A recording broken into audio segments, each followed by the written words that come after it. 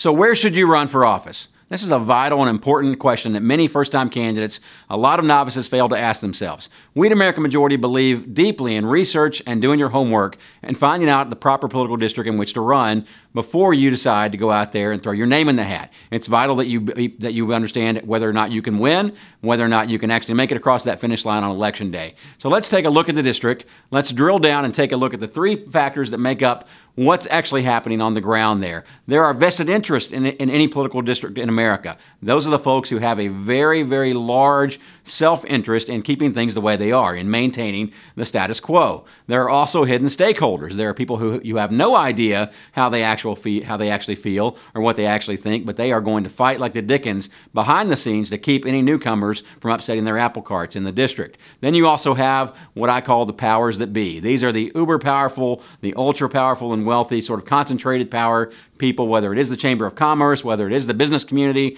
whether it is sort of the good old boys and good old girls network that decide who gets to play politically in that district, whether they even get a chance to put their name on the ballot to begin with. So think about those things as you decide which political district to actually initially focus on and target for your campaign.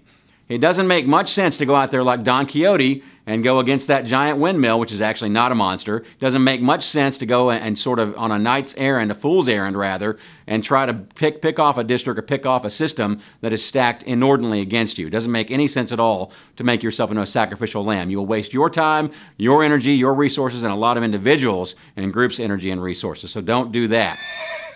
You've got to ask yourself, like they say on the Discovery Channel, how things work. You've got to find out what's gone into that system, how it's been tinkered with over time, over the different electoral cycles. Find out what it is that makes it tick. Find out what it is that prevents people from doing what you're trying to do now, which is become a new face, new blood in that political ecosystem. Think very carefully. I'll use a Star Wars reference. Who built that massive Death Star in the first place? Who spent the last 2 decades or 3 decades or sometimes 4 decades maintaining it? Who's made it impenetrable? Who's made the defenses for it? Who's made the incumbents largely protected to where no one else before you has had the courage or the viability to actually run for that office, much less win? You're going to have to, as a first-time candidate, as a novice candidate, find that 2-meter wide hole, that 2-meter wide port in which you can shoot that perfect shot and blow up that Death Star, which is the system as it exists today. Let's drill down further and take a look at the basics of a political district. This incorporates and encompasses all of the players, all of the people that actually work, live, and breathe in that community. We're talking about employers, we're talking about chambers, civic groups like Rotary, Kiwanis, Lions, retirees, immigrants, whether they're legal or illegal, the demographic groups, the ethnic blocks that make up that community. Think very pragmatically about who lives there. Don't live in the past. Don't think about your old memories of how this town or district used to be or how the towns that make up the district used to be. Think realistically. In the year in which you're running, what does it look like? What does a current snapshot of this community look like? And which obstacles and which kind of groups are you going to face as you go about to run for office for the first time? The district also has some very, very grassroots issues going on at any given time that bubble through the entire community, that bubble through all those organizations made up of human beings after all. Focus on some outrageous abuses. Focus on the things that people are talking about, that people are morally outraged about. This is one of the main motivating factors in politics. When you get people upset, they turn out at the polls. So look at those things that have really been beyond the pale. Look at those outrageous statements, those crazy votes, those crazy comments in the newspaper, the local community newspapers, and make your campaign tie in with those on messaging. Also look for the local issues. These are the things people talk about at work, around the water cooler, at their school PTA meetings, at their HOA, their homeowner association meetings.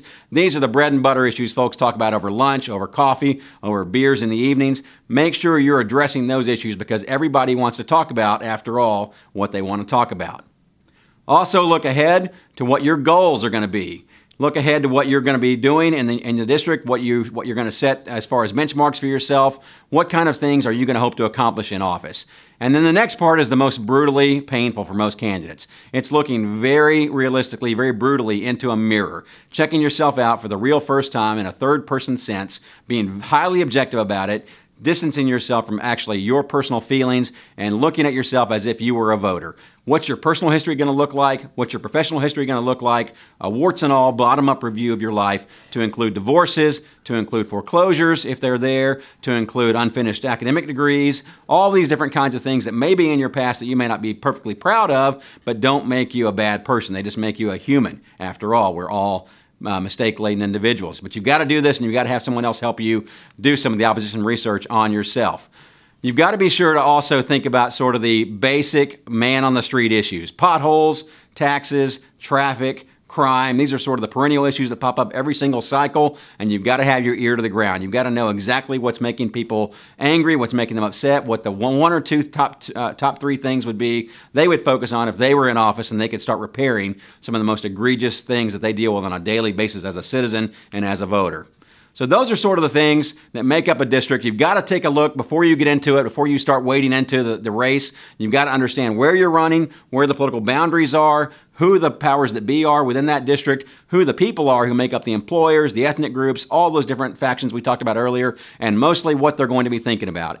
You're going to look at all those things, put them into one big hopper, and decide whether or not you can get the votes you need to win on Election Day. But the district is the key to your success.